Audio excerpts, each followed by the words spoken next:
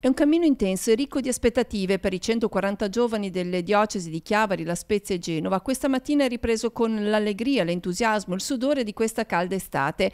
La prima giornata si è conclusa nel seminario vescovile di Chiavari, dove il gruppo è stato accolto e ha potuto ringraziare il Signore nelle Eucaristie celebrate in cattedrale. Qui Monsignor Nicolò Anselmi ha ripreso alcuni spunti emersi nel corso della mattinata dalla riflessione proposta da Don Mario Rolando. Monsignor Anselmi ha sottolineato tre aspetti: l'esperienza di bellezza che ogni cristiano vive perché è abitato da Gesù, il desiderio di ciascuno di essere riconosciuto dal mondo, ma prima di tutto da Dio, il quale affida a tutti compiti straordinari.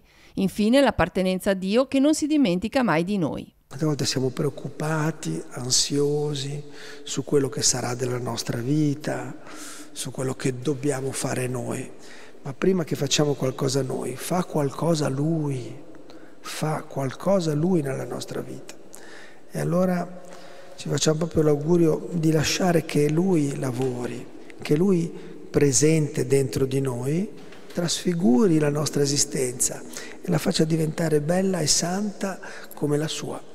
Tante le aspettative che già dalla prima giornata di cammino sono emersi nei gruppi di lavoro. Io credo che le aspettative siano abbastanza alte, in fondo è un sinodo interamente dedicato ai giovani in cui gli è stato chiesto in prima persona durante questo anno di mettersi in gioco, di rispondere a delle domande, di chiedersi un po' che chiesa vogliono, che chiesa sognano, e andare a Roma dal Papa a pregare su questo credo sia una questione fondamentale, importante. Ma diciamo risposte positive, risposte che possono magari stimolare anche i vescovi al sinodo per proposte nuove, ecco, all'interno della Chiesa, perché i giovani ovviamente hanno bisogno anche di dare la loro opinione e anche di rispondere alle provocazioni che la Chiesa fa, insomma.